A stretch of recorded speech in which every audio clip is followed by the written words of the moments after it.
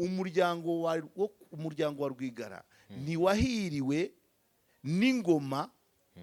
waharaniye kwibaho. Nta kirenze turoma yo kudeplasa ibintu byabaye bifite undi murongo byahawe cyangwa se ibintu byakozwe n'umuntu kubera urwego ahagarariye ngo byitirire uwo muntu. Iyo ataba muri uwo mwanya ntago c'est vrai reka nanjye yo ntahitamo itangazamakuru no gusesengura uriya muryango ntago kuzigera kuvuga imyaka ze twabanye narajya mu itangazamakuru nkora muri SOS irashobora kuvuga kwa Rwigara ko mu bana nareraga nta wari ufite igisano nabo yego. Hanyuma kuwa kabiri hageze kuwa mbere ni mugoroba umwe muri babandi twari kumwe arazarambwa atumva rero tujya inama. Icyo gihe uwo mugabo nahise mwita umuswa ati tujya inama, wowe nugera kuri polisi uvuge gutya na gutya gutya na gutya ngo mpindure imvugo. Ndabyanga. Ngeze kuri polisi wa mugabo witwa Kayihura aranyakira nsanga wa mugabo wandeze ngo yagiye za Tumba. Kayihura arambwira ati rero uwo mugabo yakoraga muri systeme judiciaire yari nka substitute. Arambwira ati umugabo yarakureze ari hese ati ngo wamwise umuswa nyese namwise umuswa ubuswa burakira. Umukino nkuriya wa Rayon Sport na ahubera nunabera icyangugu linya ya cyangugu igomba guhabwa imodoka nyinshi. So rero byongeye umunsi igihe cy'itangira ry'abanyeshuri imodoka zikongerwa mu muhanda.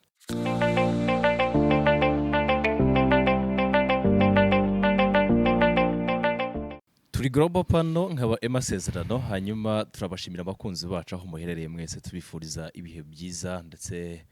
no guhirwa mu byo mwaba muri mu byose. Dufite Karegeya Omar Pano kuri screen zacu ndetse kandi zanyu. Omar, namahoro nta kibazo sigaye nyitiranya na channel yanjye ariko nibyo hari igihe tuba turi kuganira aranyuze akatubwira uti nashaje ariko buri munsi twahora nkabona wiyuburiye wabaye umusore kurushaho. Gusaza ni mu mutwe cyane. Nta kindi rero kituzanye no kugira ngo tuganire abakunzi bacu bakurikira ibiganiro byacu. Twebwe icyo twiyemeje nuko tutazajya tubahereza amakuru gusa, ibyo tuzabirengaho ndetse tunabirengaho ya makuru tukayafata tukayakuramo urujijo tukayabahereza arimo amasomo atomoye tubifashijwemo na Karegeya Omar Jean Baptiste. Turongeye turamwakire rero. Asante sana. Iyi mihanda iravuga byinshi. Ejo igikorwa remezo cyari gitegerejwe cyane cyarafunguwe. Stade Amahoro. Ibihumbi byabaye byinshi, nari ndimo ndeba zimwe muri highlight zasohotseyo. Nta muntu wagiye hari afite intumbero yo kureba umupira. Bose bari bagiye kureba igikorwa remezo, ariko ikintu cyabaye ni ukuntu abantu bagiye bagakubita bakuzura kugeza ubwo burira na kortire inzego z'umutekano zihangana nabo. Sinzi niba waragize amahirwe yo ayo ntabwo kuri nge ntabwo ari amahirwe. Amahirwe yo kumenya kumenya ibyagize nta nubwo ndareba ngo hagiyeyo benshi, ahubwo igikorwa nka kiriya iyo cyabaye inzego zirakorana, abantu batashye n'amaguru. Ese police rura n'amasosiyete de transport kuki batapanze imodoka zigomba kujyayo? Uzi kugira ngo umuntu ave iremera agere mu mujyi n'amaguru. Ngewe nari mfite n'akazi natwe twabuze uko tugenda. So urumva rero kuvuga niba ari igikorwa kingana kuri ubizi nere ko arajya abantu bangana gutyo amabisi yakagumye kuba yarahari.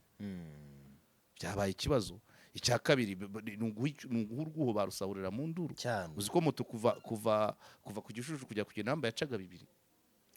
Ibyo rero bisaba nyine n'ubutaha haramutse bibaye bateganya uburyo bwa transport. Donc nuvuga ngo ntago ni audio stade managingwa na Ministeri ya Sport. Okay, na Ferwafa. Mais izindi nzego aho hantu hakeneye wenda basanga muri stade nta n'abacuruza amazi bari barimo, abantu inyota ikabica. Wenda hakeneye abashobora kurabirana kubera ubwinshi, abakuru ruje simbizi niba bari bahari, ariko icyo nabonye mu muhanda kuko narangije ikiganiro impamo mpita nkubitana nabo nanjye mbura uko ngenda nabo. Ariko ndakubwiza ukuri guhera saa 6 imihanda Remera Kanombe uganda hano kuri stade ntago ho kunyura hahari.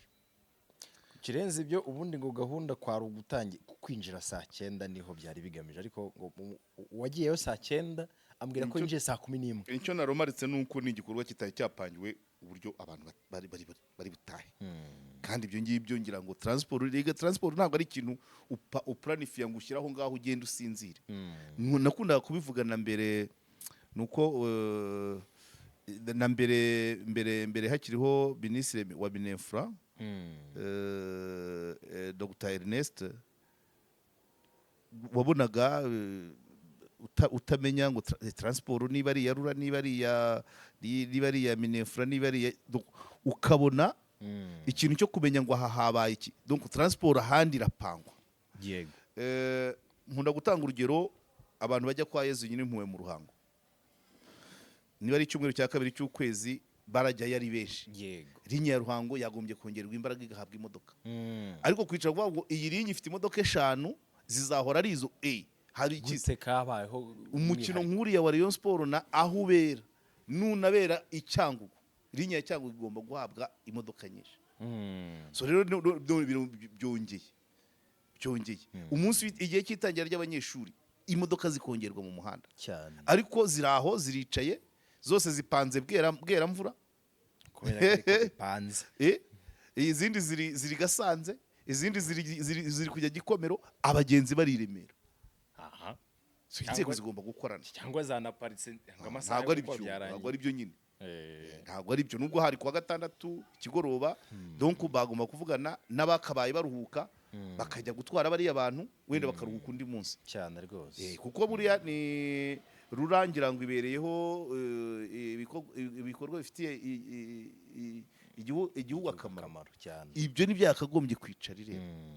ntabwo ari ukuvuga ngo napanze iby'ukwezi oya iminsi irahindagurika cyane rwose. Niba hari evenuma yabaye hanaha bongera imbaraga muri transport yabo ariko kuvuga ngo umuntu yapanze match ya Rayon Sport yapanze gutaha stade ariko linye ya Remera na Kimironko biraguma kwa kundi gutese hari abaturuka za Nyacyonga abaturuka za Ruyenzi cyane ariko imodoka zabuze pe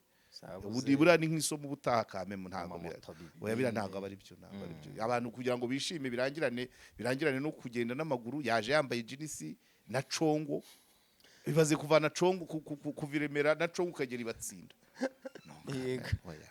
ntabwo nabyishimiye pe ntabwo nabyishimiye kuko ntabwo dukeneye ibikorwa bibamo bikorwa n'urwego rumwe urundi yo rurangaye niba Croix Rouge itohereje yabo abasekuriste kandi ashobora kuba ikintu nk'icyo niba inganda z'amazi zitohereje amazi ibintu byose bigomba donc igikorwa kikaba ambone diforme nta mpamvu yo kujya gufana ikipe ukunda ngo itsinde wishime ariko utahe n'amaguru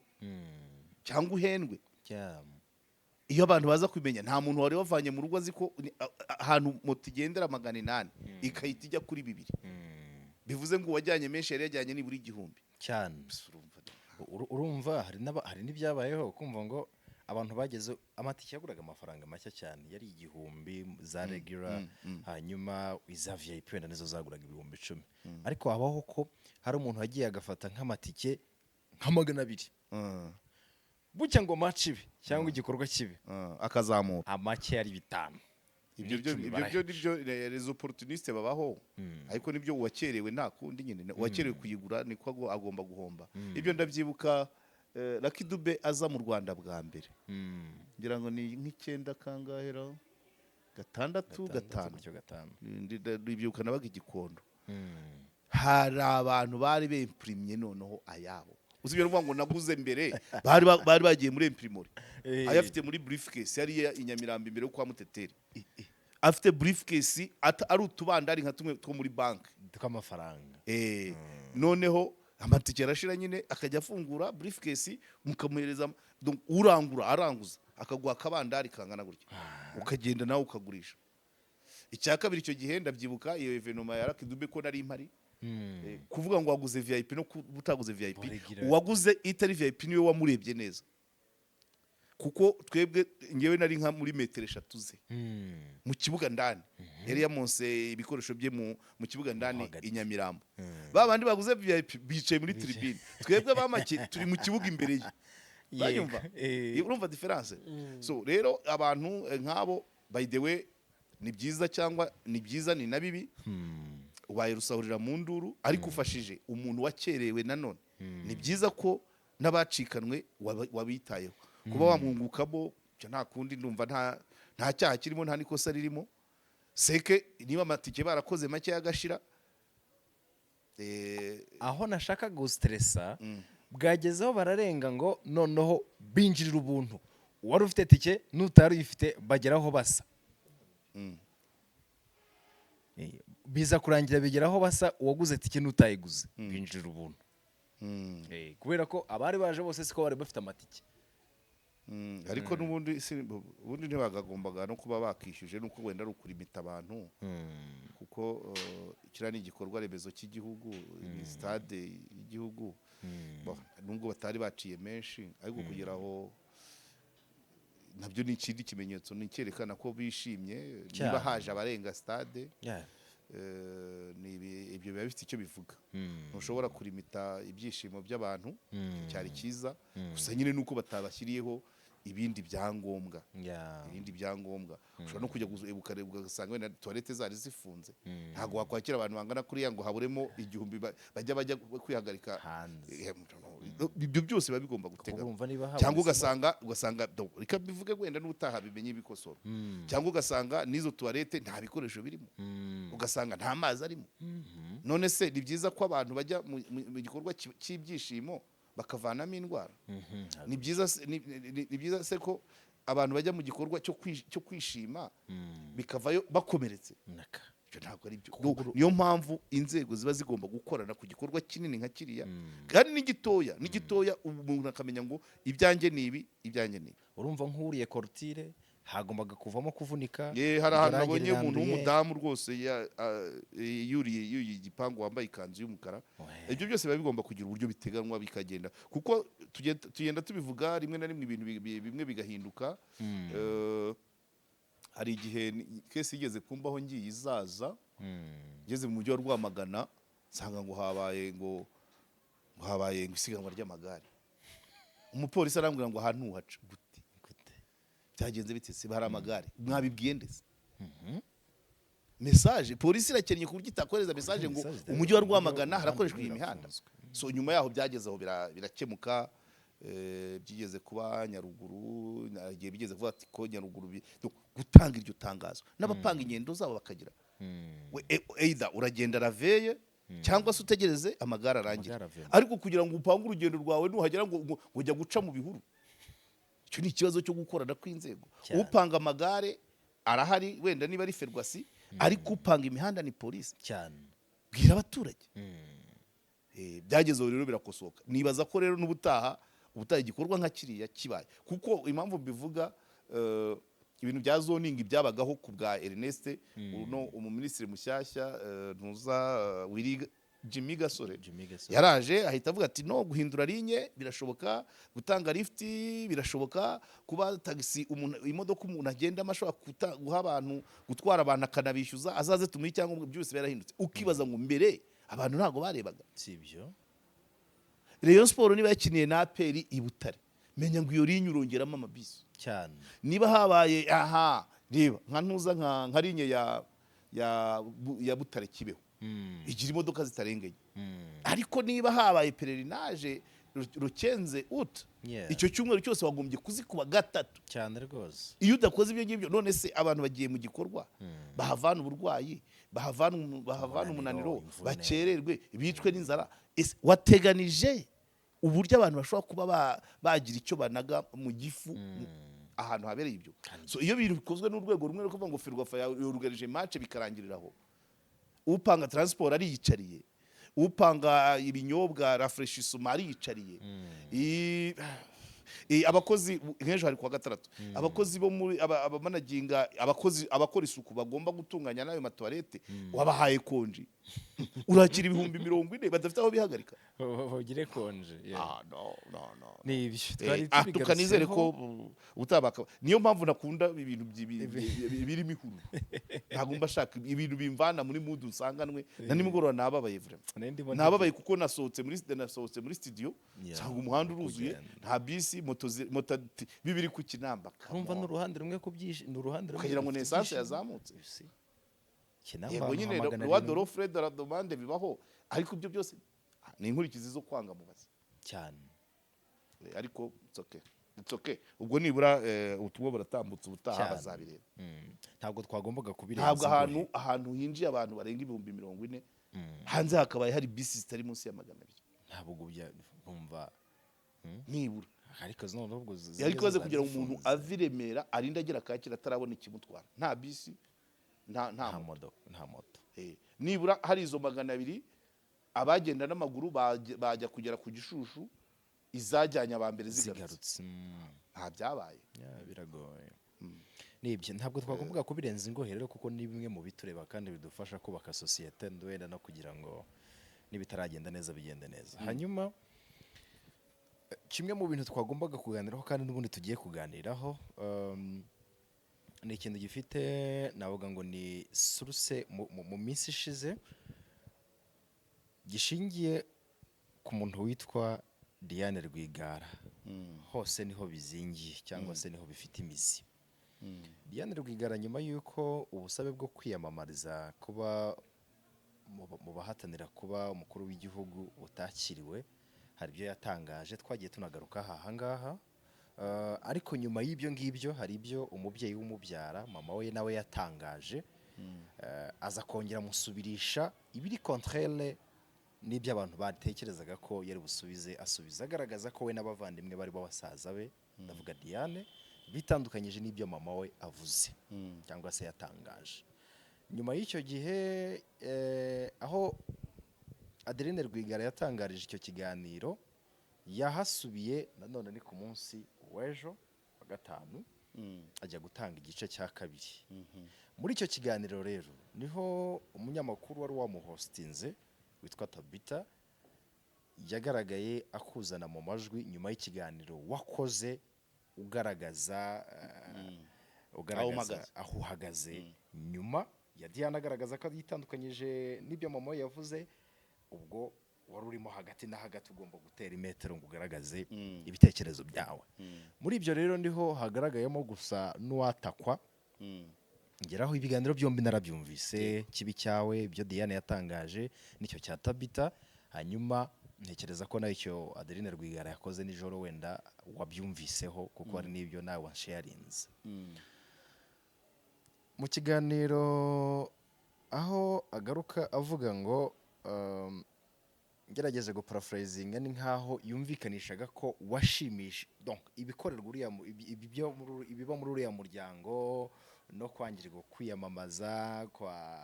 kwashima bisa naho byakunyuze washimishijwe nabyo. Ati yarasese rwose igitwenge cy'urumenesha. Ni mu magambo ye yabyivugiyemo. Ati byarangira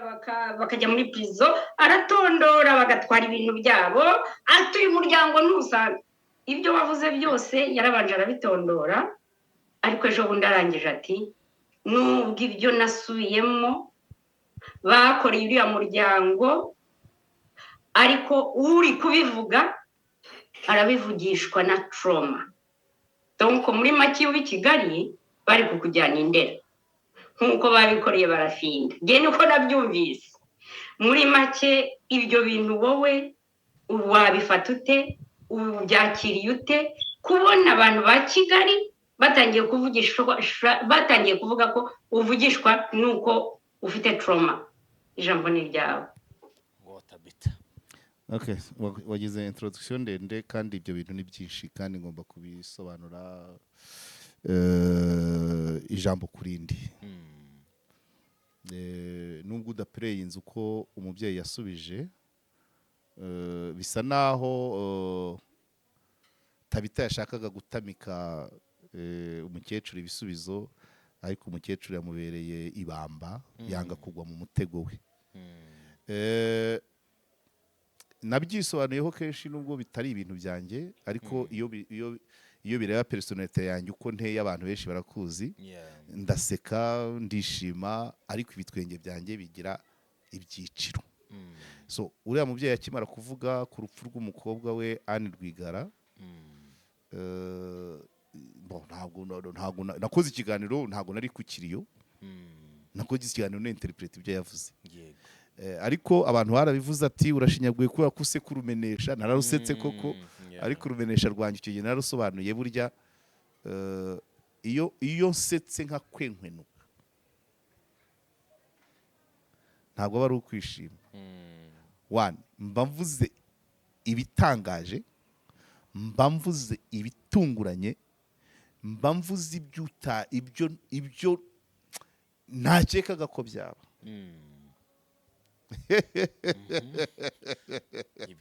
Iyo ngeze kuri uriya muryango nkaseka arabivuze Tabita munavuze ngo ni umuryango udasanzwe. Ntabwo usanzwe nyine. Icya kabiri titre y'ikiganiro, aha icyo gihe mbivuga, titre y'ikiganiro cyanjye yari yanditse ngo umuryango wa Rwigara ntiwahiriwe n'ingoma waharaniye kwibaho.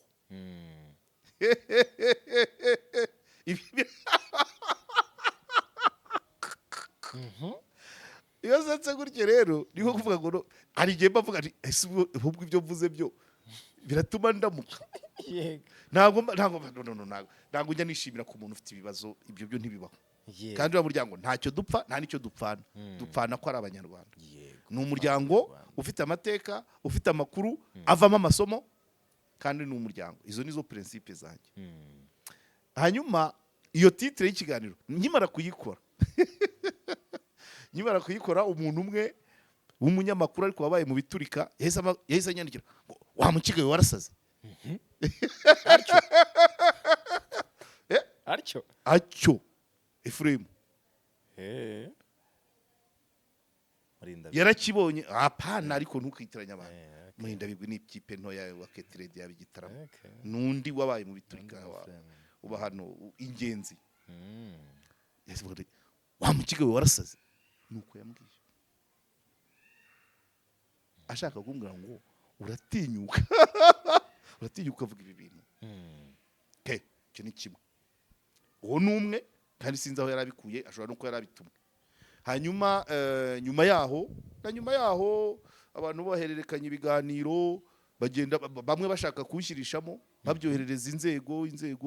Umuntu umwe baranantumaho hambwe ati babimpaye ngo bamubwira atari ku uyu mugabo ko ari inshuti yawe ucyo umugira inama. Yego,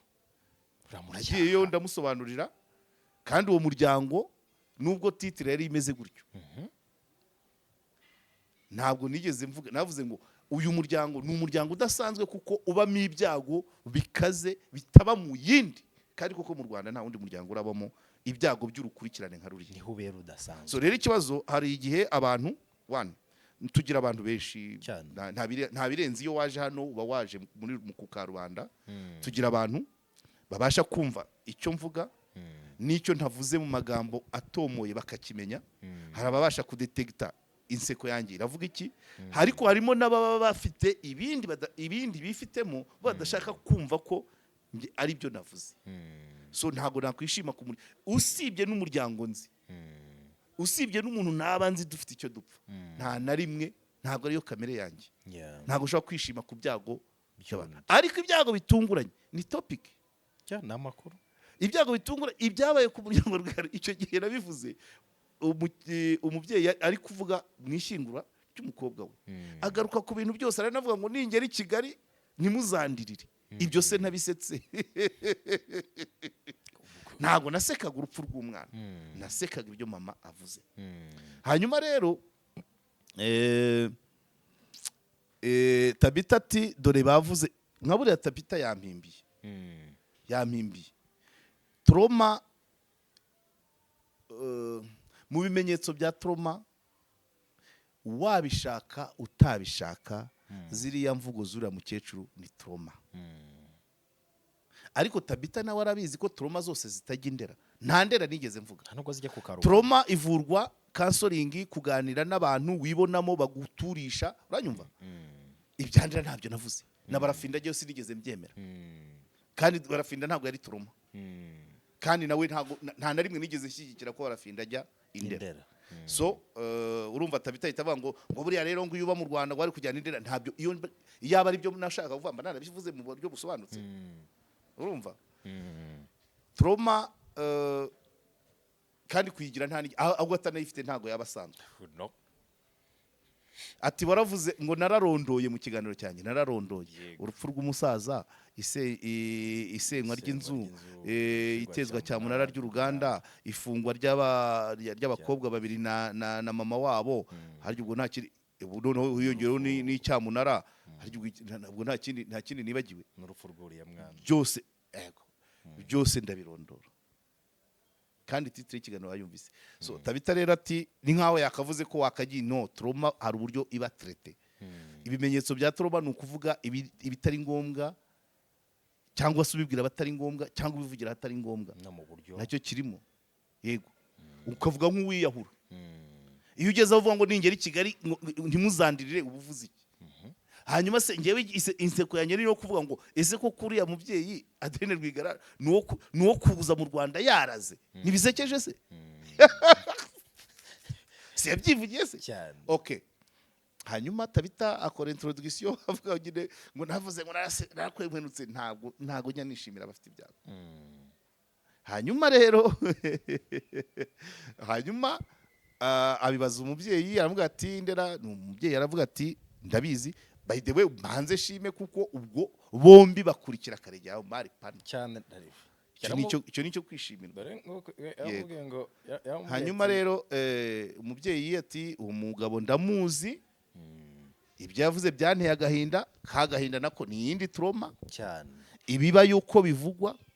hanyuma rero atariko ntago mbitindaho yamwimye amakuru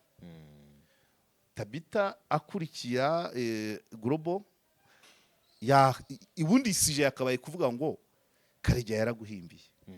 icyo nicyo cyakabaye cya mbere nagezemo hagati kuko nkuko nakubwiye ibiganiro byose narabyumvise none se uyu muntu yumvise iki kiganiro cyose reka nkomeze hanyuma rero ubundi byo nirinda ni uguhimba ariko kwinterpreta niko gusesengura icyo ni kimwe hanyuma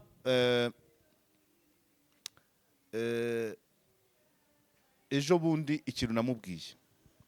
ikintu naravuze ngo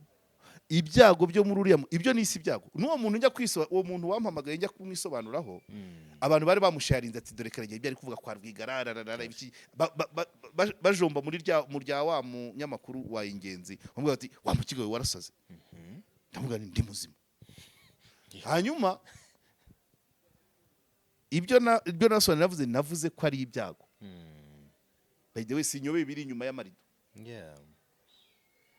ibyago impanuka mu kabuga ka Nyarutarama hari umuntu bavuze wari utwaye ikamyo wenda ntiyaburanye simbizi sinza aho ari nabo bati bamushyize mu bamufubye agihumeka ibyo bigaragazwa n'abaganga inzu gusenywa umujyi wavuze ko bubatse mu buryo bunyuranyije n'amategeko ariko ngende interpreta nkavuga nkurikije imyaka iriya nzu yari imaze n'uburyo ikomeye n'uburyo gateripilare yayigiyeho ikagishimashima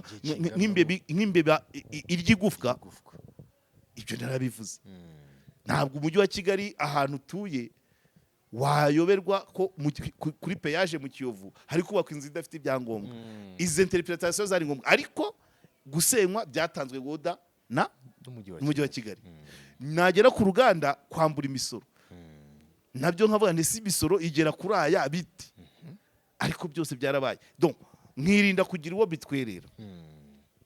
umubyeyi nawe imyaka afite ntiyakabaye ibyo yakabaye nawe yinjira mu myumvire yanjye atari trauma ntabwo yakabaye ajya avuga izina ku rindi mu bantu atwerera ibyago byabaye iwabo icyo nise imputabilité ntabwo ari abantu benshi babibonye ukundi so avugamo amazina uwagiye akamubwira ntabwo naje ku Kiroma ariko bamubwiye ngo tiete amer umuntu aje kugusura ko wapfushije umugabo akavuga ngo wari ushaririye ukamuvuga izina icyo nicyo dushaka kureba ukamuvuga izina avugamo amazina mu nzego amazina menshi abapasitori benshi hanyuma nkabaza ngo bibaye atari trauma icya mbere umubyeyi Adeline abo bantu uri kuvuga amazina bafite imiryango ababakomokaho inshuti zabo zibonye ko atari abantu beza kambyite ndiyoroshya pima shyira ku Eh. munzani icya mbere weretse rubanda ko abo bantu atari abantu beza ubwo nubakomokaho nusangira nabo nushakana nabo nuwabashatsemo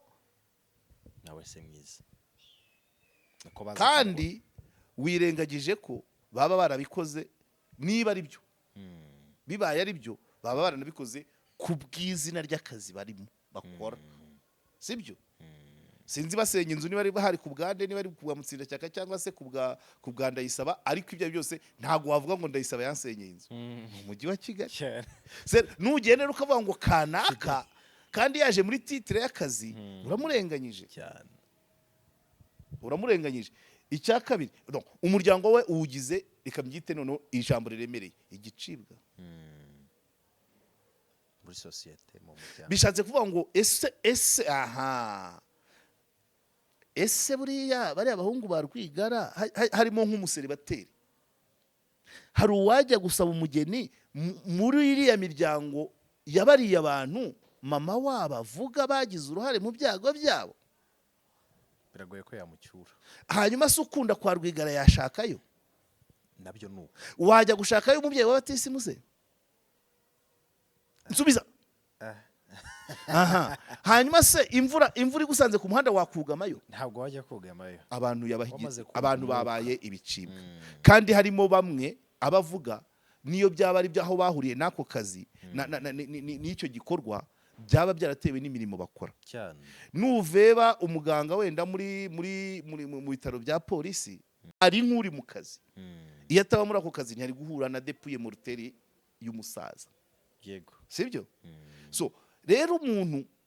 wakoze ikintu gishamikiye ni nk'uyu numvise basoma inkuru y'igihe ni nk'uko wagenda ukavuga umunyamakuru wanditse iyo nkuru ngo nawe yagize atya ari mu kazi wimurenganya iyo aba adakora kuri icyo akora ku cyitwa akora kuri bwiza byagomba guhinduka editorial line yasabye akazi bamuha akazi gafite iyo editorial line uwo murongo yaje aburiyo yandika ndacyagenda Tabita yashatse kuko ikiganiro cye cyajemo n'utunduze kunyibutsa na kakandi k'inyuma ka niyo Eugene ndaza kukavugaho karimo amasomo ntago ndi bumwisobanureho ko ndabizi hano haba abantu benshi nicyo nkundira social media abantu barisanzura harimo abantu b'amabara menshi iyo ugize amahirwe ubona abatanga ariko benshi baba batanga commentaire ziyubashye bakagira ariko ndacyasubiza ntuza Tabita nta kirenze turoma yo kudeplasa ibintu byabaye bifite undi murongo byahawe cyangwa se ibintu byakozwe n'umuntu kubera urwego ahagarariye ngo ubyitirire uwo muntu iyo ataba muri uwo mwanya ntabwo c'est vrai reka nanjye iyo ntahitamo itangazamakuru no gusesengura uriya muryango ntabwo nari kuzigera kuvugaho imyaka ze twabanye narajya mu itangazamakuru nkora muri SOS irashobora kuvuga kwa Rwigara ko mu bana nareraga nta wari ufite gisano nabo yego so niba mvuga ntukubera umurimo ndimo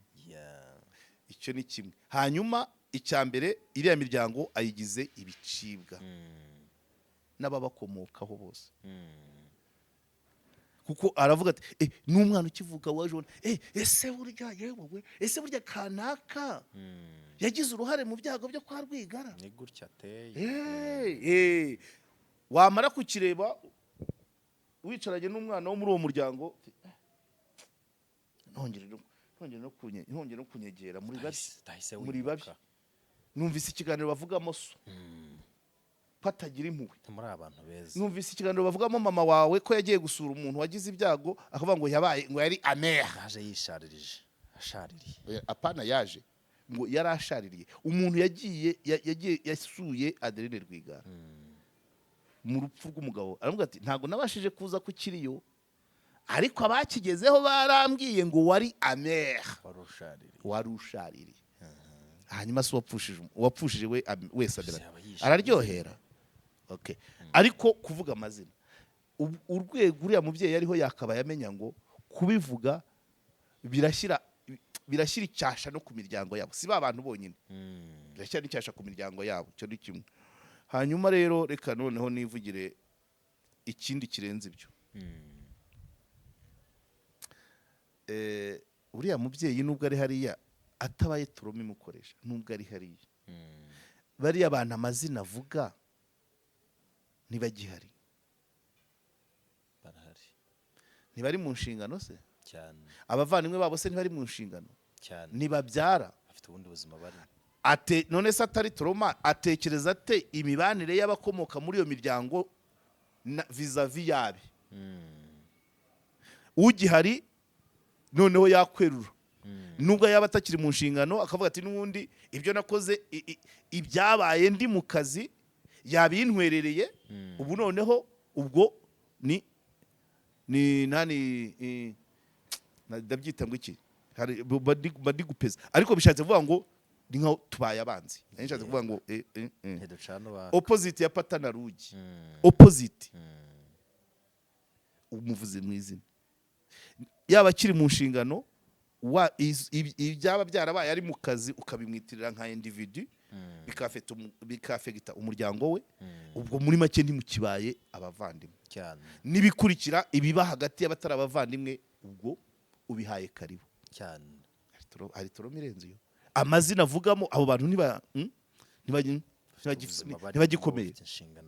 niyo bataba bagikomeye se abo babyaye ntibari gukomera, ntibari muri ibyo byose. None se kuki utagira? Hanyuma rero akanyuma aravuga amazina ngo bikemura iki?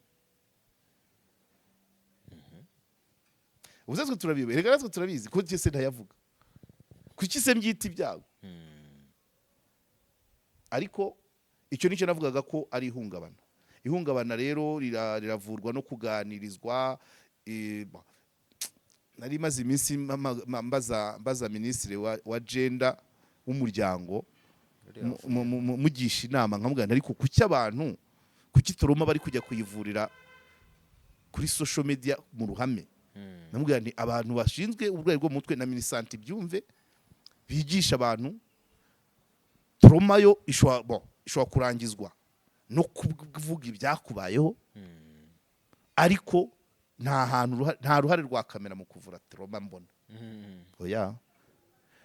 hano mu ikiganiro kigarebwa n'abantu 10,000 ntago wabasha kubakusanya, ariko dayeri barakumva ntibakureba, bari mu isi y'ibiguruka, nta waguhumuriza ngo agukomange ajye ati impore mama wapi, abo uri kubwira niba twebwe duseka kwa kundi nyine. None ariko uhamagaye abantu 50 cyangwa ukajya mu rusengero ukabibarira baje mu rusengero ku isabato, abarira bakarira, abagukomanga bakagukomanga, abaguhanagura bakaguhanagura, utaha uruhutse ukareba iyo social interaction. Yego nyine tiyo burasa aravuga ntawe uri kumusubiza, abamusubiza nabamubwira ati dore karegerere nanjye nkaseka. Kamera, mikro,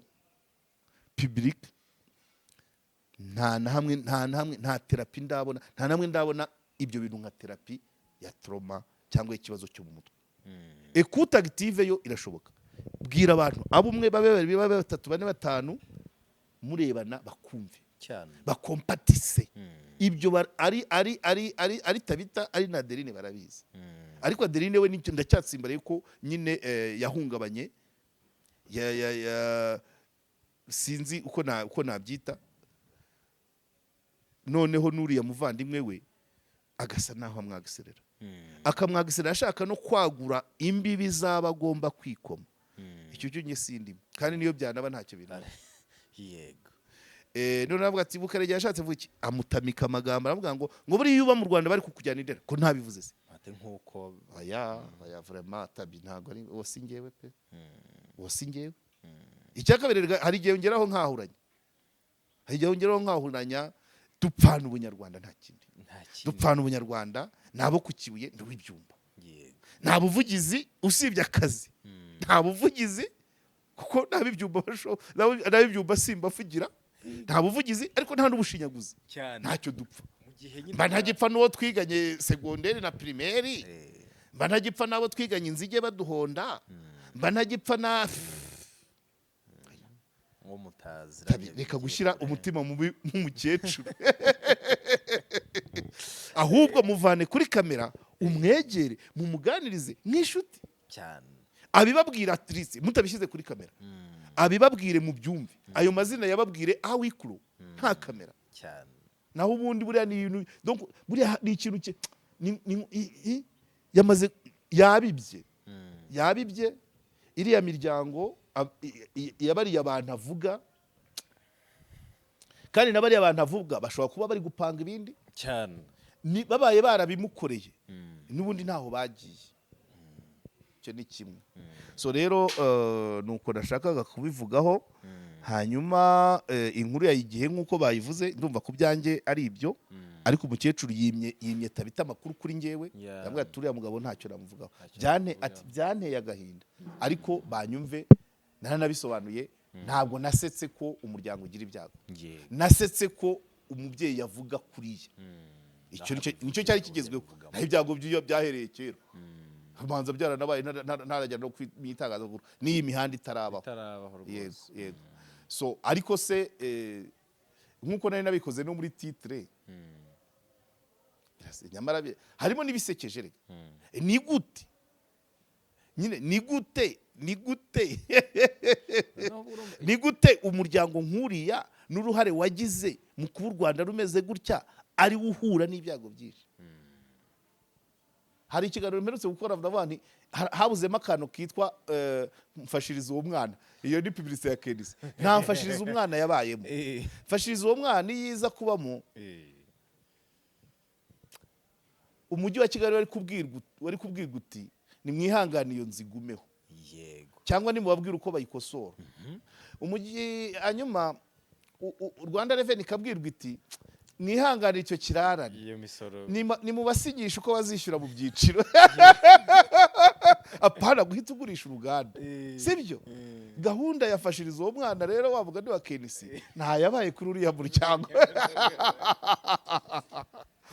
ejo bundi mu Cyamunara iriya nzu nubwo bitararangira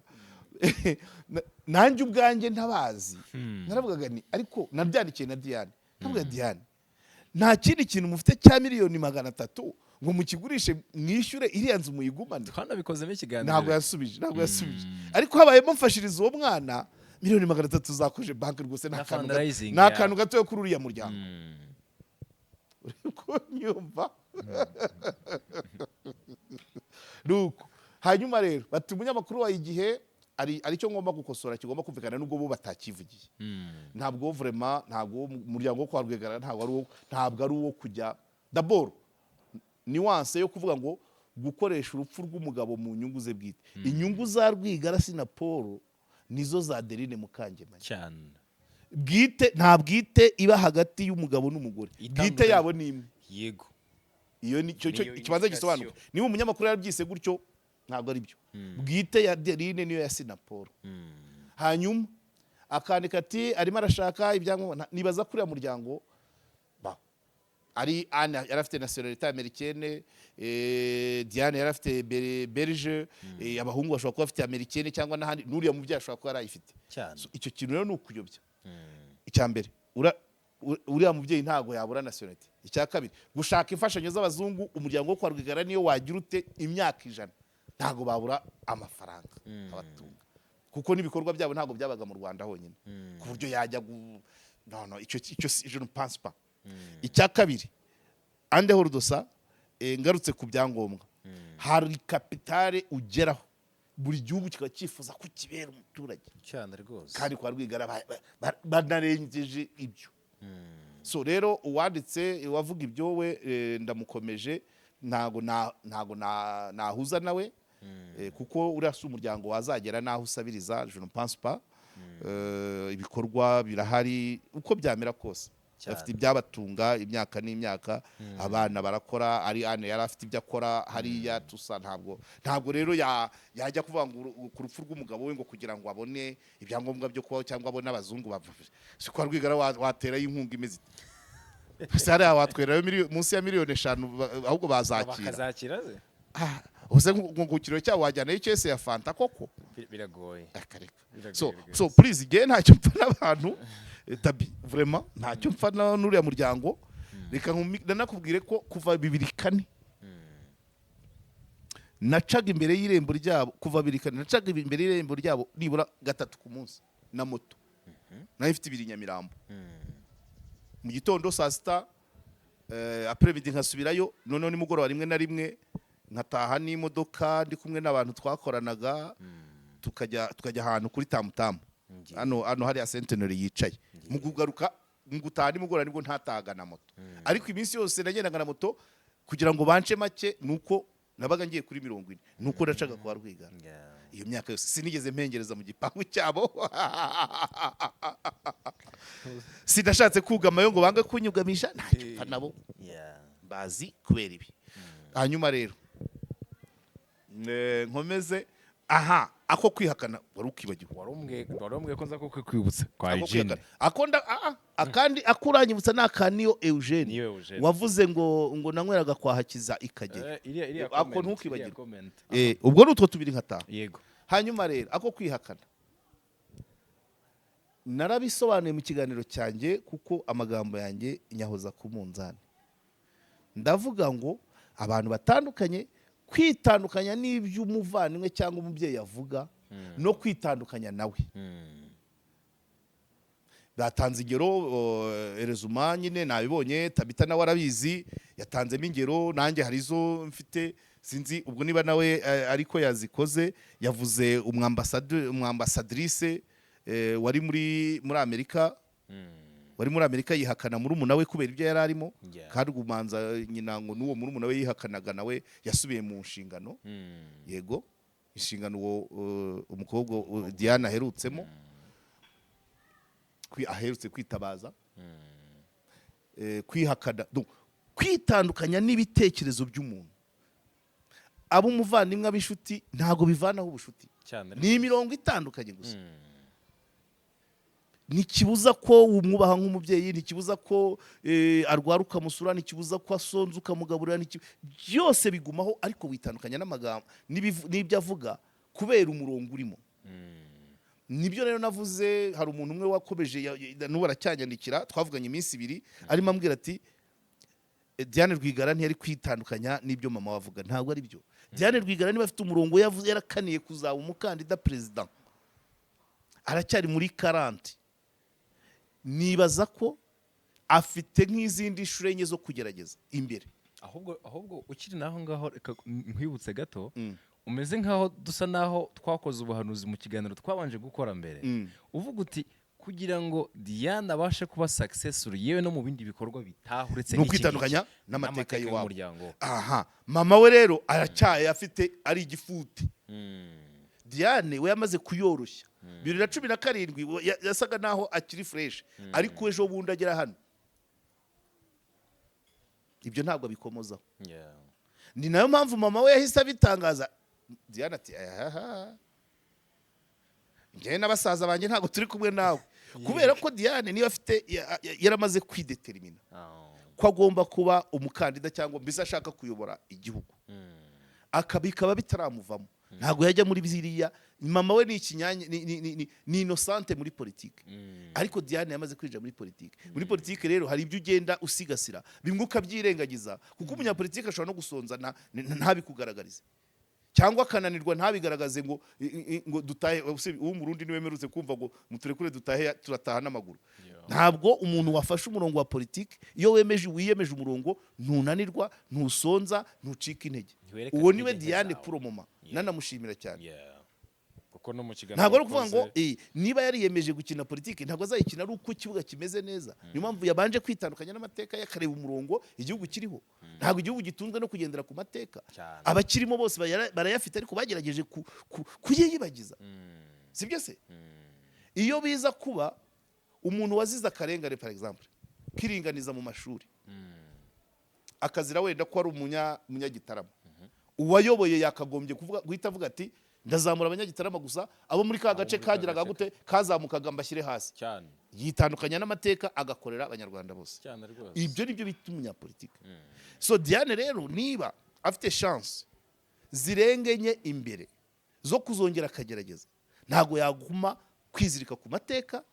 yiwabo kwa Rwigara yo kuyo ya solidarité kibuye ibyo byose agomba kubyiyambura kubera iki umunsi yemewe aramutse agiye muri rangaje za mama we umunsi yemewe nk'umukandida agatangira kampanye bazabimubaza cyane rwose bazamaza umuryango wanyu kuvuga ko barunaka aribo bishe papa wanyu umuryango wanyu kuvuga ko icyatumye zisenyuka ari iki niki umuryango wanyu kuvuga ko icyatumye uruganda rugurishwa ari iki niki yazabisobanura ate umunsi yemerewe agomba urabyumva cyo ni kimwe hanyuma nari mvuze gucya ko kwitandukanya n'abavandimwe cyangwa abo wenda badukurikiye harimo ababizi harimo n'abatabizi harimo abakiri batoya harimo n'ababyirengagiza hari n'abazi ko bitakavuzwe cyane rwose kanguha urugero hari akantu bajyaga bavuga kera ku gihe cyacu intambara itangiye gututumba Kanyarengwe bakimara kumurokirita muri FPR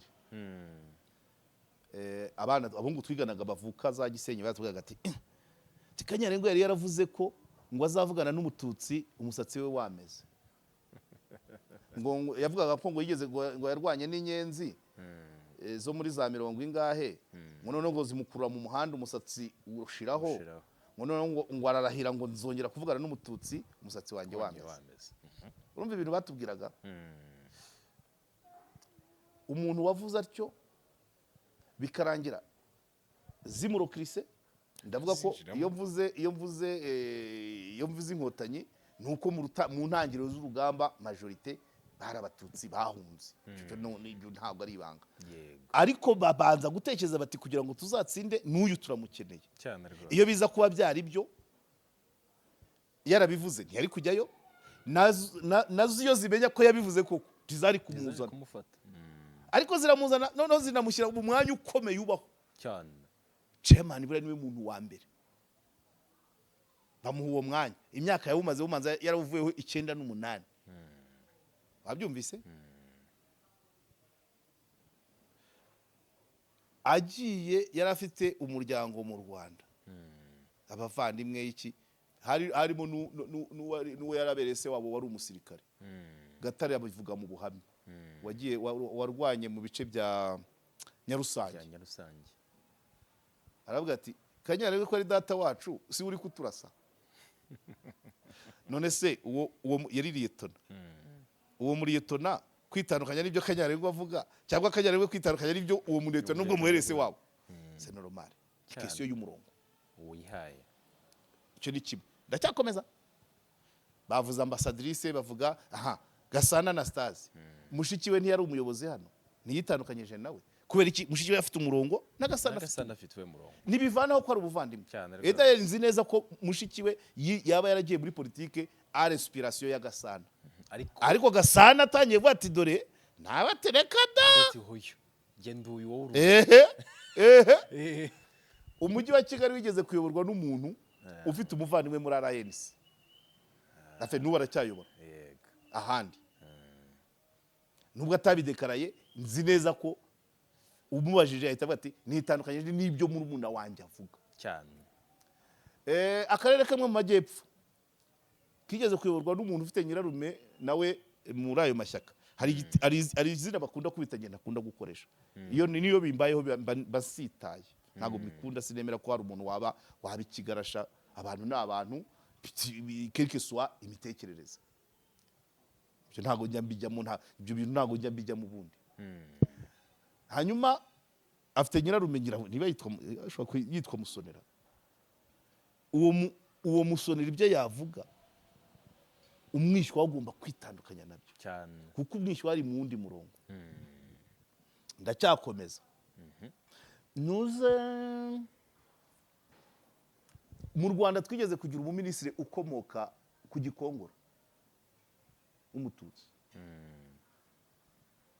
afite umwana mu nkotanyi w'umwofisiye byanze bikunze umwana yitandukanyaga n'ibyo savuze kugira ngo umwe abaraho cyangwa se akitandukanya n'ibyo umwana avuze cyane rwose niko bimeze kwitandukanya n'ibyo umuntu avuga bitandukanye no kwitandukanya nawe aguma ariso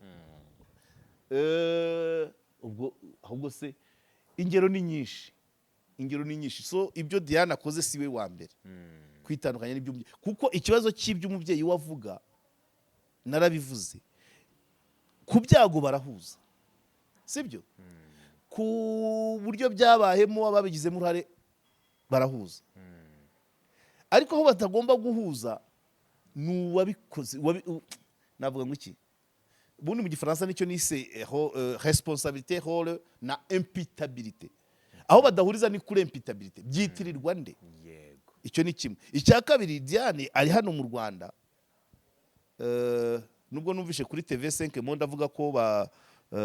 ngo bamwangiye gusohoka, ibyo simbizi, ngo banze kuvugurura pasiporo ye, ariko niba ari hano ku butaka bw'u Rwanda ntago yahuza na mama we uri kuvuga amazina y'abantu Diane yirwa ahura nabo babana hano, amazina ushobora gusanga harimo n'abavandimwe abavuka muri iyo miryango b'inshuti za Diane cyane rwose. None mama we yamaze kubadekarara nk'abantu rwose.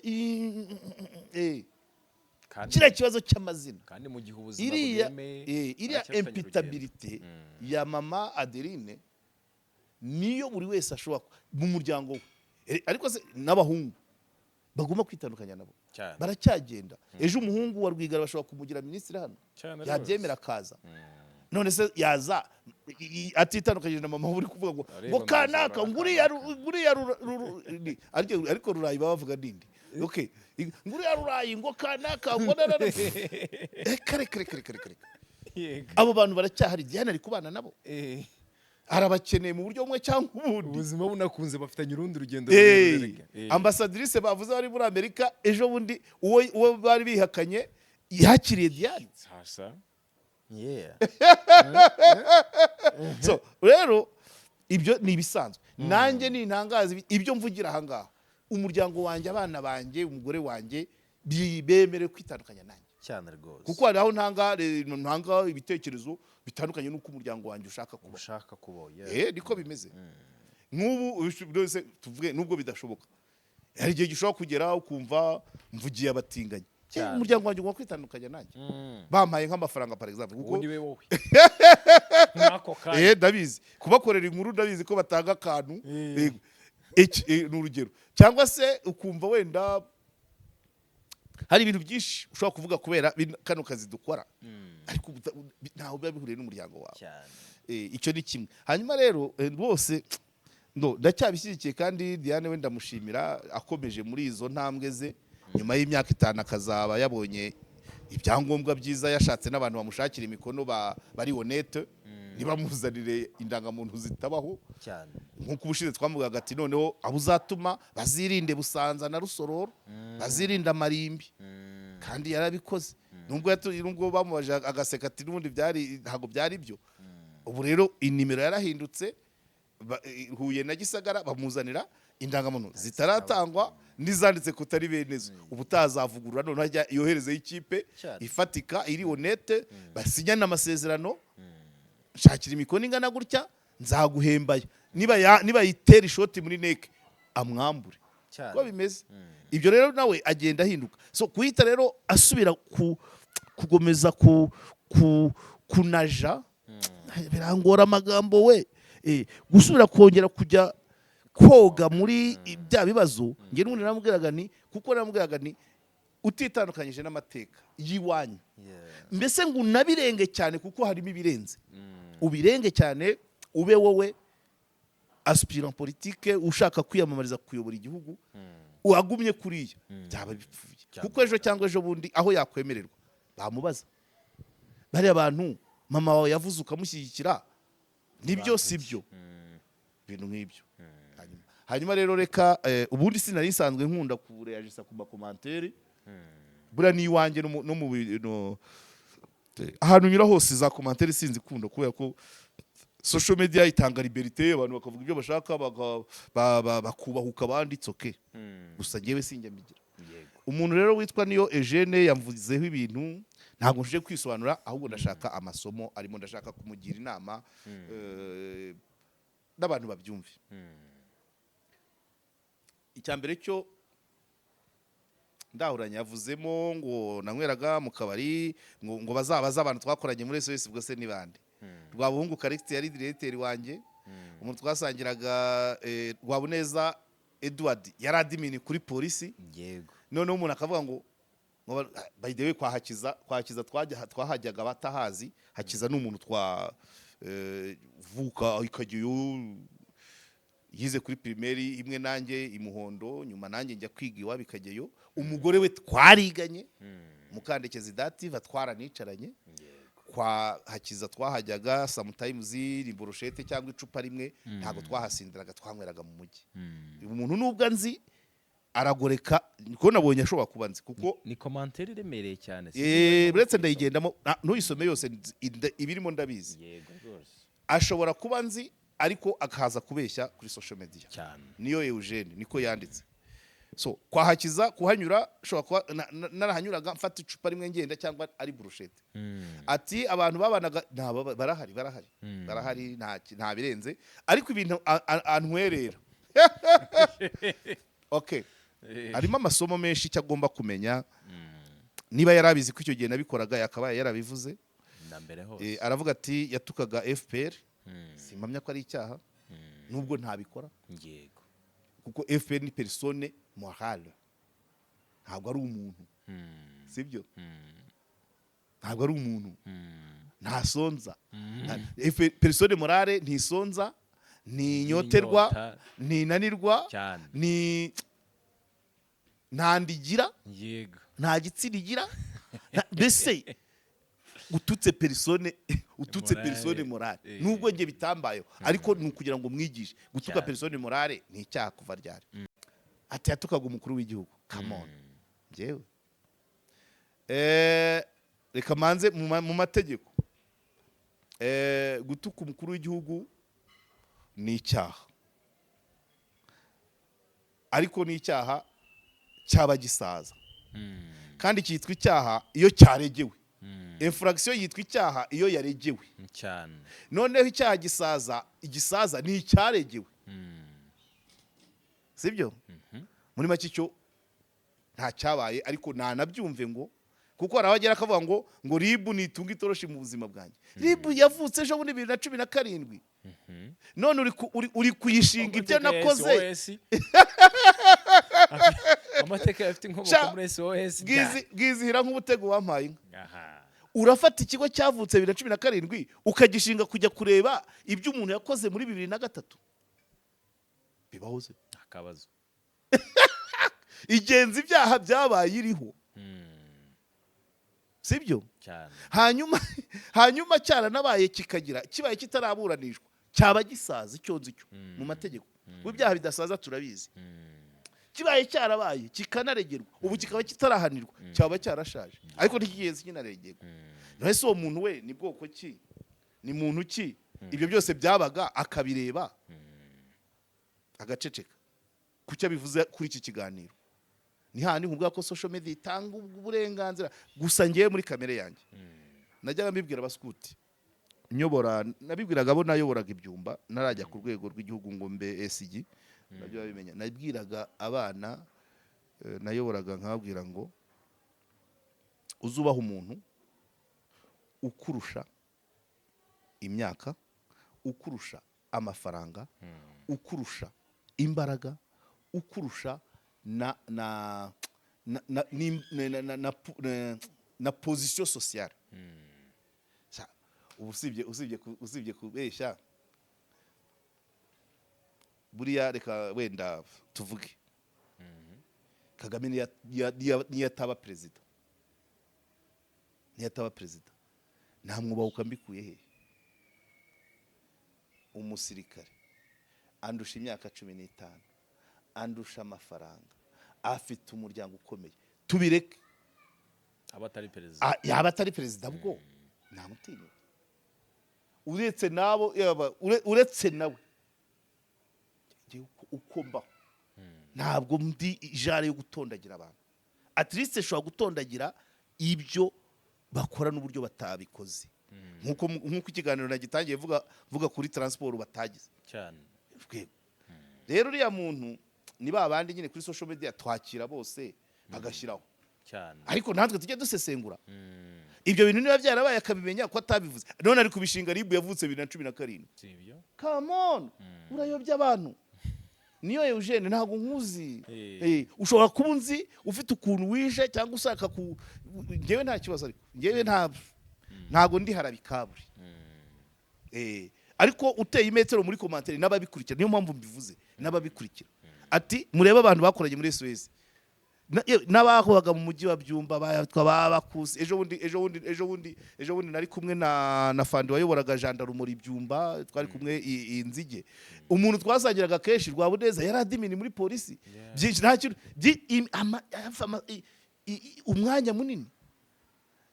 ariko uricara ngo yarasindiraga kwahakiza nahanyweraga irya nyuma cyangwa nabwo nta modoka mfite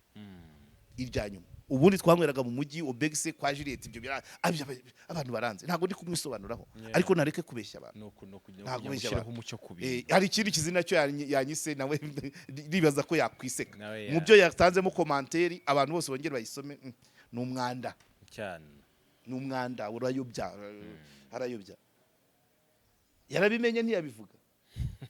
hanyuma abantu avuga rero twasangiraga bose nta numwe wari woroshye ari bazirimo bari bihagaze ejo basangira n'umupolisi ugasangira na Rwahungu Kristi yari umuntu nawe ufite akabaraga muri iryo shyaka avuga natukaga mukabana imyaka 10 se mukorana uri sebye uri tuka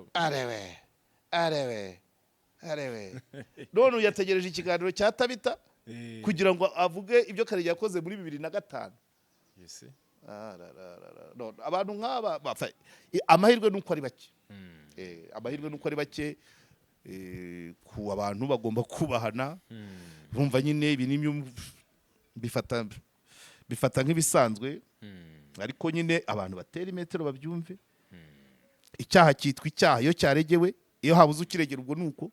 hanyuma cyakwitwa icyaha niba cyarabaye 2005 icyo gutuka umukuru w'igihugu kirasaza kandi cyaregewe kandi noneho muri kamere yanjye vraiment muri kamere usibye nuriye umuntu undusha imyaka undusha amafaranga undusha imbaraga undusha position sociale nshobora kwataka inshingano ze nk'ubu wenda hari igihe tujya dukunda kuvuga umwataka mu kazi sibyo aho niho yebe kuko nyine umwanya arimo wo ushobora kuwuvugaho ntabwo uriya mwanya arimo ntusobanuye wenye yego umuntu rero oya n'umukuru w'igihugu niyo mpamvu bimwe na bimwe abisubiza hari abantu bavuga no muri Rwanda classified bari ari abayanditse ntibakabaye ariko bamureba nk'umukuru w'igihugu ntabwo bamureba nk'izina rye ariko ngewe undusha imyaka undusha ibiro undusha imyaka undusha imbaraga undusha amafaranga undusha rang social please niko mbaho nkabije nshobora kuvuga ngo mu by'ukora nk'uko arimo mvuga ngo rura mwararangaye ntimwatanga imodoka kuri stade nta muntu nta zina rya rura mvuze yego n'urwego ruri n'urwego sinzi wari ubishinzwe ariko babyumvise ariko umuntu se ngo bimarire iki sundi suko mbaho niba nzi arananzi nuko ibyumba niho mvuka uranyumva noneho nahakoreye kuva 9 kugera 2010 myaka uvanyemo nk'imyaka 3 cyangwa 4 nari ku ishuri ariko nabwo yari bazariyeri nza muri vacances numva ni 10 ntago wansebye mu banyabyumba ngo gifate wapi urigira nkunzi jovebye ariko ufite izindi nyungu zituma ugoreka ibyanjye ibyumba ntago nahabaye nk'umuntu ntago nububaga by the way no naratambukaga bikumvikana cyane mekoma komiseri w'abaskuti hanyuma umwarimu w'icyongereza n'igifaransa hanyuma umukozi wa SOS oya azabaze wangu oya yewe oya vraiment ndanababara cyane ndabona cyane umuntu ashatse kuntera n'abanyabyumba baranze ari abo twahabanye batahavuka ari abahavuka nahize primaire makora iyo myaka yose niyo Eugene please reka kuyobya abantu kuko wabikoze ku kiganiro rero cy'abantu babanyakibuye ubwo bashobora kubifata kuko oya oya ubusige kabisa Bakabijya ya personnel. papa no rero hano hanze ubwo ntekereza ko hari ba niyo Eugene benshi oya kandi- ntibakabe benshi oya Eh. ntibakabe benshi no kuri iki kiganiro umanza ari we wenyine nizere ko batarenze babiri kuri iki reka kiganiro reka twizere Ah, ariko niyo Eugene umwe akomeje kubigenza gutya no yarema ariko abandi nyine bakeneye Eh. kwigishwa cyane wivuga ikintu n'ubu reka nkubwire Bon. ariko nk'icyaha gisaza ni iki buriya na viyo rumanza mbere yarasagazaga mbere yarasa ubu ikidasaza ni jenoside na ruswa na ruswa byaje nyuma ariko viyo rubanza isaza 25 icyaha gisaza iyo imyaka cyari kuba cyakatirwa gihamya umuntu batamubonye ngo bakimufungire iyo irangiye arongera akagaragara ariko se niba tuvuge mvuze kuri viyore niba nzi umuntu waviyoye muri 2000 ubu tugeze 2024 ndabizana ngo bigende bite byarabaye nticyaregewe igisaza ni icyaregewe wabyumvise ni icyaregewe kikanahanwa noneho uhanwa kabura iyi myaka y'igifungo bari bamugeneye irangiye aragaruka so nuvuga ngo igisaza ni icyaregewe none se niba umuntu yarakoze viole muri 2000 uyu munsi urabizana kugira bigenze niba utarabivuze icyo gihe ni kwa kundi donc urumva cyangwa se yariye ruswa muri 1995 iyi tegeko rya ruswa ryaje ejo bundi za 2000 na iryo kukigira ikidasaza ryaje ngira ngo za 2018 wowe utangiye kuvuga uti umuntu yagize ngo bigende bite ko ritagira retrospection ibyo izo ni inyigisho tuba gutanga ku buntu cyane rwose so simvuga ngo yamvuze abamvuga bo nibishobo ibyo ariko nagira ngo abantu bavanemo amasomo iyo umuntu yatangiye icyo bita chantage ni ukuzamura akantu katakiri signifiant k'icyo gihe ni nko kuza arara ni nko kwa kundi ureba umupasiteri yigisha abantu bagafashwa wowe ukazana ngo yasindiraga aha n'aha muri 90 urabizana umuntu yishingiye urusengero utangiye kuvuga ngo yarasindaga niba yaraziretse urabizana ngo bimara icyo usibye chantage reba ngo arabwiriza bigakora aha barafashwa cyangwa se niba atakizinywa uraza n'iziki cyangwa ukafata umudamu w'umuntu ndabyibuka abahungu twagendanaga nabo b'abakwaferi n'abamotari rimwe na rimwe ibyumba umudamu yigeze kugura rava yacuruzaga yajyaga kabare na Kampala kuzana imyenda ageze agura rava aho aciyeho narava ye umva umuhungu umwe aravuze ngo mwaguze imodoka shangwa kandi ejo bundi ngo gutya ngo yararaga hana byose ni chantage urabizana ngo bimara iki niba ari ibintu bihanwa n'amategeko bifite uko biteganywa n'amategeko bihaba bishinzwe bakubwira bagutera ishoti bavuga ati niba yaranabikoze cyarashaje cyangwa nta bimenyetso cyangwa kutakiregeye ibintu nk'ibyo urabizana kuri social media ngo bigende ubu si commentaire ya niyo imaze iki par rapport y'ikiganiro cyo kwa Rwigara ikiganiro cyo kwa Rwigara nari nakoze gihure no kuvuga ngo atuka FPR nubwo bidashoboka gihure no kuvuga ngo yatukaga umukuru w'igihugu gihure no kuvuga ngo yasindiraga kwa Hakiza Kamon social media ngukuze nkuko tuzibana ibaze vrema ukabizana muri 2024 kuko muri SOS nahavuye 2010 ubwo ashize 14 nagikora muri SOS bivuze ngo bibavuga nibyo nawe nakoze mbere ya 2010 nubwo bidashoboka so please aba rero nyine nta kundi tugomba kubana nabo nta kundi ntaho wabashyira ariko ngewe ni ugutera imigeri ku mihunda y'amacumu nta kijya kinca intege ashwi gipfa kuba nzi neza ko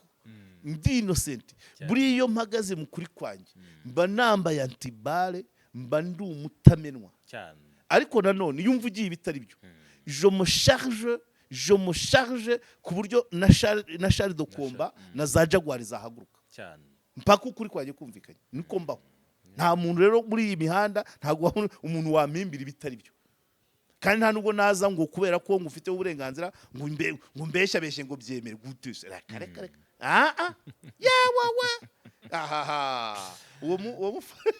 uwo mufandi twahuye nahise ntagira kuburapira nigeze kugira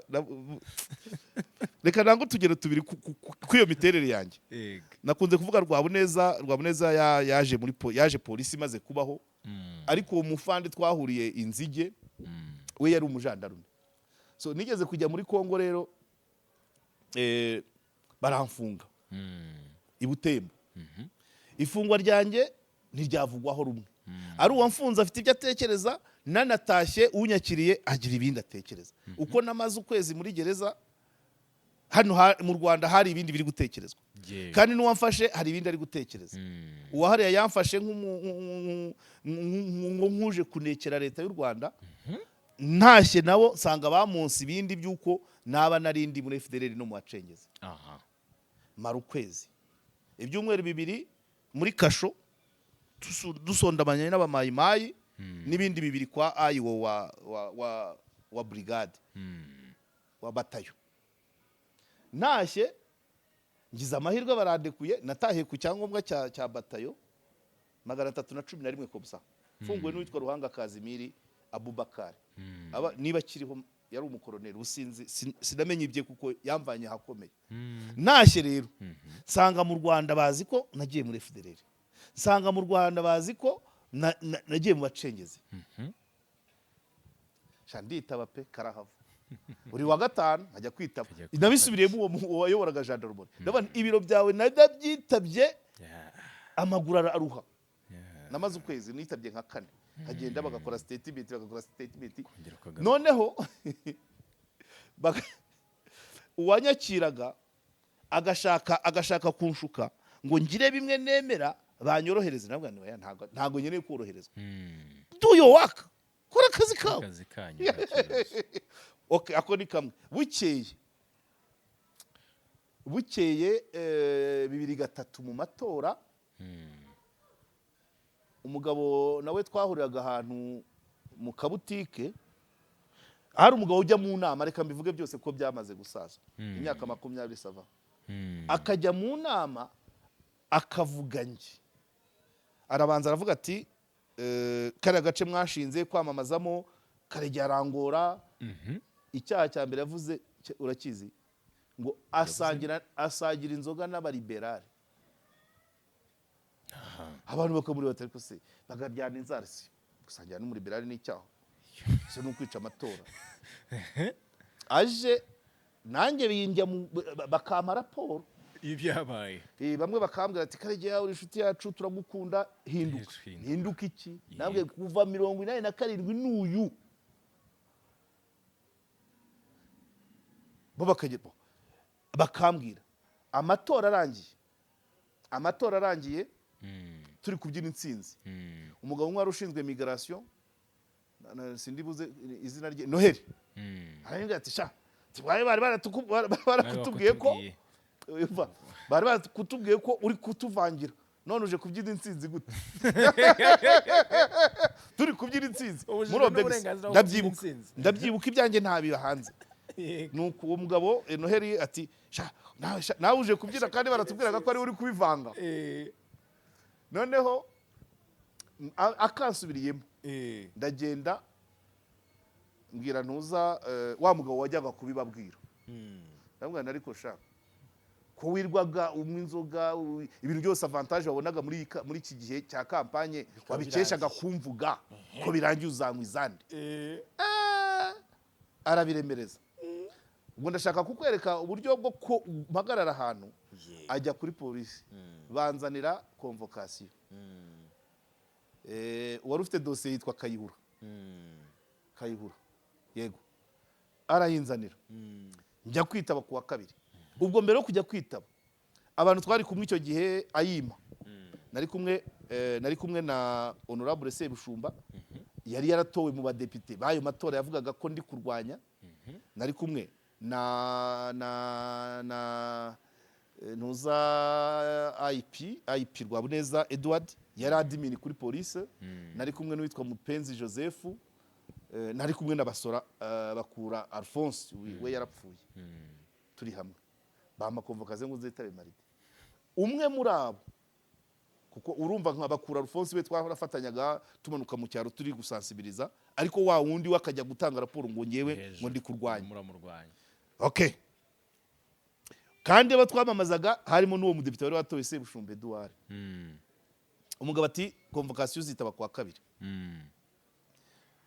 Hanyuma kuwa kabiri hageze kuwa mbere nimugoroba umwe muri babandi twari kumwe araza arambwira ati tumva rero tujya inama icyo gihe uwo mugabo nahise mwita umuswa ati tujya inama wowe nugera kuri polisi uvuge gutya na gutya gutya na gutya ngo mpindure imvugo ndabyanga ngeze kuri polisi wa mugabo witwa Kayihura aranyakira nsanga wa mugabo wandeze ngo yagiye za Tumba Kayihura arambwira ati rero uwo mugabo yakoraga muri système judiciaire yari nka substitut arambwira ati umugabo yarakureze ari hese ati ngo wamwise umuswa nyese namwise umuswa ubuswa burakira nanjye akazi kanye n'ukubuvura ndi umwarimu ndi narabimwise rwose mwamwise ikigoryi ntiwaya ntiwaya abantu bari bahari amindi arambwira ati rero aturiya muntu wakuvuze kuriya wabigize birebire kandi werekanye ko we ajya mu mashyaka kandi iposta afite itabimwemerera nibwo buswa yari substitute akemera kujya gukora kampanye no kujya kuvuga abantu kandi watemerewe ahubwo kujya mu ishyaka substitute ati wibagije ko watemerewe ibyo bintu nibwo buswa ndataha nahana kubombuka se ya kabiri ndagenda nongera nteranya abantu aho twiyakiriraga honorable Sebushumba kubanza harimo na Jovite nawe yarapfuye Sebushumba Edouard Rutayisire Jovite Rwabuneza Edouard Mupenzi Joseph Bakura Alphonse nanjye uwo munsi wa mugabo arahadusanga niwe wazanye convocation ariko umupolisi yarangiriye inama ati mugende mwumvikane ibisi ibibazo twakabaye tugenza mwumvikane musabane imbabazi birangire yego wa mugabo aje nyuma asaba indi convocation wa mugabo aradusanga hahandi twicaye kwa kundi byagenze ndamubwira nishaka ko nagiye kuri polisi nkakubura ngo ahubwo ngwakira azaniye kabiri nari maze kubira abagabo navuye kuri polisi bambaza uko byagenze donc bambwiye ngo twumvikane batati barabinga ati okay biroroshye agarutse azaniye kabiri zibyabaye Rwabuneza yarayifasha arayica admin wa polisi ambwira ati wa muginga we turarwana na Kanyanga turarwana n'abagore abagabo bakubisa abagore turarwana n'abajura batobora amazu nawe uraza nibyo kuba barakwisa umuswa ubundi sugura iki arayica ayikubitaho dukomeza ubuzima uri kubyumva nashaka kukwereka uburyo nahanganye n'uwo muntu waje kungira inama ngo tugoreke ngo kujya bitangura nabwo no tatefana ibyo navuze namwise umuswa se tu geze no kuri polisi ndabivuga ahubwo niwe niyo umurebye ubona ari we pe batise kumushyira mu mashyaka kandi atabyemerera ahubwo nibwo buswa bwa mbere nihamubere so ibyo rero abantu bifasha umwanya biramvuna kuvugwa uko ntari yego biramvuna kugoreka ukuri icyo nkora hari ukuri ntavuga aho kuvuga ikinyoma nahisha ukuri ariko icyo mbashije kurekura kuba ariko kumva ntabwo rero ibintu umuntu atakoze mu myaka 20 ubu kuri 50 nibwo najya so rero please abantu bajye bubahana ntago byambabaje cyane gusa nashakaga